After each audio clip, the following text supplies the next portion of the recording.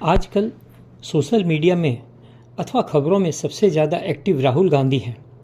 खासकर जब से अरविंद केजरीवाल जेल गए हैं तब से उनका स्पेस भी राहुल गांधी ने ले लिया है। प्रधानमंत्री होने के बावजूद मोदी जी की चर्चा कम नज़र आती है बनिस्बत राहुल गांधी के। राहुल गांधी कोई अच्छे कर्मों के लिए चर्चा में रहते हैं ऐसा नहीं है, या वे कोई ज्ञान भरी बातें कर रहे हैं, काम की बातें कर रहे हैं, ऐसा भी नहीं है। तो फिर वे चर्चा में क्यों रहते हैं? वो चर्चा में रहते हैं अपने विवादास्पद वक्तव्यों के लिए और कर्मों के लिए। खासकर जब से वो लोकसभा के नेता प्रतिपक्ष हुए हैं तब से ऐसा लगता है कि उनके पौ 12 हैं। राहुल जी, समय बहुत तेज गति से आगे भाग रहा है। देखते ही देखते आप 54 वर्ष के हो गए हो। भारत कहें या विश्व कहें, बहुत ही संक्रमण काल से गुजर रहा है।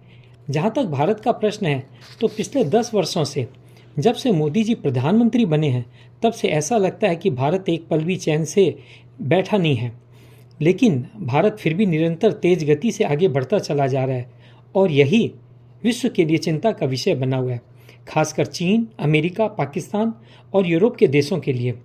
2024 में मोदी जी फिर से प्रधानमंत्री बनेंगे, इसकी उम्मीद उन लोगों को बिल्कुल नहीं थी।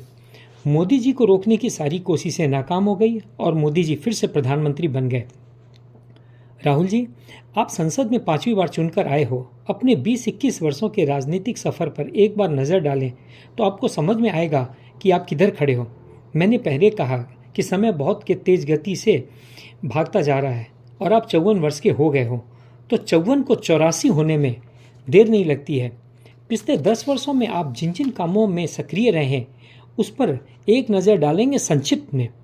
जब राफेल का सौदा हुआ तो आप इसके विरुद्ध खड़े हो गए और नारा दिया चौकीदार चोर है, जबकि 10 वर्षों के आपके शासनकाल में इसका सौदा नहीं हो पाया।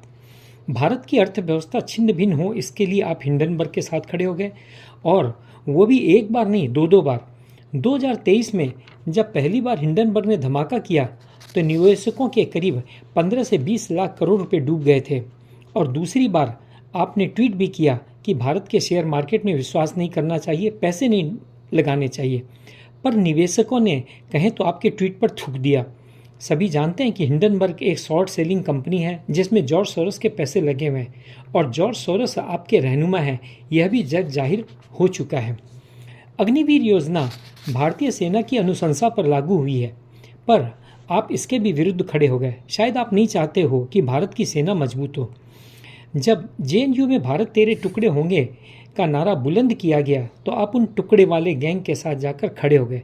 अर्थात आप चाहते हो कि भारत के फिर से टुकड़े हों, भारत का फिर से विभाजन हो। खालिस्तानियों द्वारा प्रायोजित किसान आंदोलन को भी आपने समर्थन दिया। अब आप जातीय जनगणना की बात करने लग गए हो ताकि जाति के नाम पर हिंदू आपस में बटे और दंगे हों। कभी आरक्षण, कभी संविधान। आपने हर वो मुद्दा उठाया जिससे भारत में शांति भंग हो, दंगे हो, आगजनी हो। यह बात अब जग जाहिर होती जा रही है कि आप टूल किट का हिस्सा हो। आप चीन, अमेरिका, पाकिस्तान के लिए काम कर रहे हो। आप इन देश विरोधी शक्तियों के लिए मोहरा बनकर रह गए हो। ध्यान रखिए, समय बीतने के बाद आपको इसी रूप में याद किया जाएगा। अभी भी समय है, अपने आप को संभालिए। जयचंद और मीर जाफर की श्रेणी में अपने आप को नहीं शामिल करें। भारत के एक अच्छे और सच्चे नागरिक बनकर दिखाएं, फिर आप तो सांसद भी हो और नेता प्रतिपक्ष भी हो। जय हिंद। वीडियो लाइक करें और सब्सक्राइब करें। धन्यवाद।